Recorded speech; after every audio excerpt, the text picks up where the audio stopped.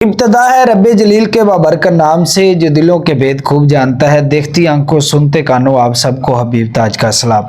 Media کے اوپر آج ایک ویڈیو بہت زیادہ وائرل ہے۔ پاکستان کے نامور عالم دین حضرت مولانا یوسف پسروری صاحب، مرکزی جمعیت اہل حدیث کے جو امیر ہیں مولانا عبدالکریم صاحب، ان کا ہاتھ چوم رہے ہیں، جس کے بعد یہ جو ویڈیو ہے یہ بہت زیادہ وائرل ہوئی۔ آپ ویڈیو دیکھ بھی سکتے ہیں، اسکرین کے اوپر چل رہی ہے۔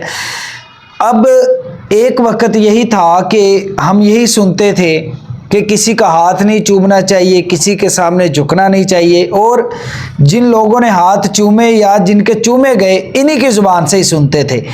لیکن اصل میں وجہ کیا بنی، کس نیت سے یہ ہاتھ چومے گئے، یا پھر ہمارا دین اس کے بارے میں کیا کہتا ہے، آئیے جانتے ہیں قاری سمر صاحب۔ السلام علیکم۔ جی وعلیکم السلام۔ قاری صاحب بہت شکریہ، آپ نے ٹائم دیا۔ ویڈیو میں نے آپ کو دکھائی ہے کہ پاکستان کے نامور عالم دین حضرت مولانا یوسف پسروری صاحب بڑی عاجزی کے ساتھ مولانا عبدالکریم صاحب کا ہاتھ چوم رہے، ان کے سامنے جھکے ہوئے ہیں۔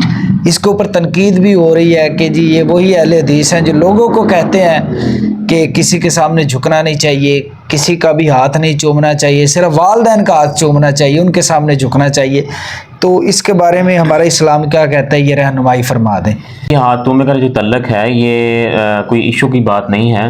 اگر کسی کا ہاتھ چوما جاتا ہے کسی تعظیم کی وجہ سے، اگر کوئی بزرگ ہے تو اس کی تعظیم کرتے ہوئے کسی کا ہاتھ چوما جائے، بوسہ لیا جائے، تو یہ کوئی قباحت کی بات نہیں ہے۔ تو یہ چومنا، یہ بوسہ لینا تو یہ کوئی بری بات نہیں ہے۔ اگر یوسف پسروری صاحب نے اگر حافظ عبدالکریم صاحب کا ہاتھ چوما ہے تو اس کے اندر لوگوں نے جو ایشو بنایا ہے کہ یہ اہل حدیثوں نے، یہ شوشہ اہل حدیث یہ خود کام کرتے ہیں پھر منع کرتے ہیں، اس کے اندر انہوں نے جو ہاتھ چوما ہے وہ تعظیم کی وجہ سے چوما ہے، نہ کہ ان کا مال دولت ہونے کی وجہ سے چوما ہے۔ اکثر لوگ جو ہیں علماء کے ہاتھ چومتے ہیں ان کی تعظیم کی وجہ سے، ان کے علم اور تقوی زہد کو دیکھتے ہوئے لوگ علماء کا ہاتھ چومتے۔ یہ لوگوں نے ایشو بنایا ہوا ہے کہ قاری صاحب کا ہاتھ کیوں چوما گیا ہے، تو ان کے بڑے بھی ہیں، بزرگ بھی ہیں، اور بزرگ ہونے کے ناطے انہوں نے یہ ہاتھ چوما ہے۔ اچھا، ہم نے قاری صاحب یہ بھی دیکھا ہے کہ ہم نے ان کی زبان سے سنا ہے کہ کسی کا بھی ہاتھ نہیں چومنا چاہیے، کسی کے سامنے نہیں جھکنا چاہیے، تو یہ پھر جھکے ہیں؟ جی جھکنا وہ الگ بات ہے، تو بوسہ لینا وہ الگ بات۔ لوگوں نے یہ دونوں چیزیں آپس کے اندر ملا دی ہیں کہ جھکنا اور بوسہ لینا یہ دونوں ایک ہی چیز ہیں، لیکن وہ انہوں نے تعظیم کی وجہ سے چوما ہے، کیونکہ ان کا عزت اور احترام کرنے کی وجہ سے، ان کا علم دیکھتے ہوئے اور ان کا زہد اور تقویٰ دیکھتے ہوئے، اور ان کے بڑے ہیں اور ان کے امیر بھی ہیں۔ جب ہم نے ان کی تقریریں سنی ہیں تب یہ کہتے تھے کہ یہ شرک ہے، یہ بدعت ہے، تو اب یہ بدعت شرک کہاں گئی؟ وہ تو ہے جو صحیح البخاری کی پہلی حدیث ہے، انما الاعمال بالنیات، جو یہ انسان کی سوچ اور نیت پر ڈیپینڈ کرتا ہے کہ انسان کی سوچ کس طرح کی ہے۔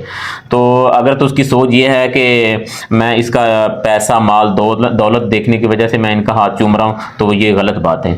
تو اگر یہ ان کی عزت احترام کی وجہ سے، تو یہ بالکل غلط بات نہیں ہے۔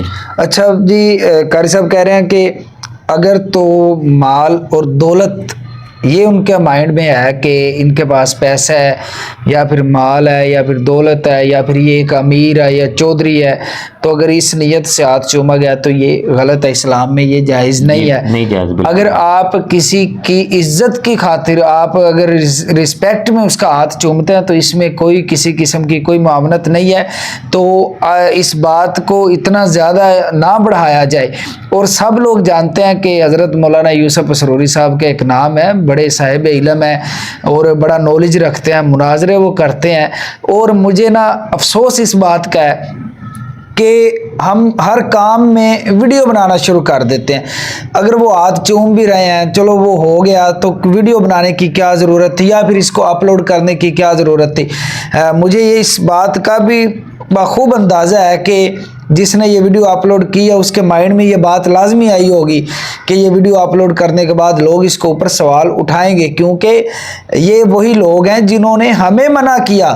اپنی تقریروں کے اندر انہوں نے یہی کہا کہ کسی کی اس طرح ہاتھ نہیں چومنے چاہیے۔ چلیں جی، میں تو یہی کہوں گا کہ پسروری صاحب کو بھی اس کے بارے میں واضح بیان تھوڑا سا جاری کر دینا چاہیے تاکہ لوگوں کو یہ بات کلیئر ہو جائے۔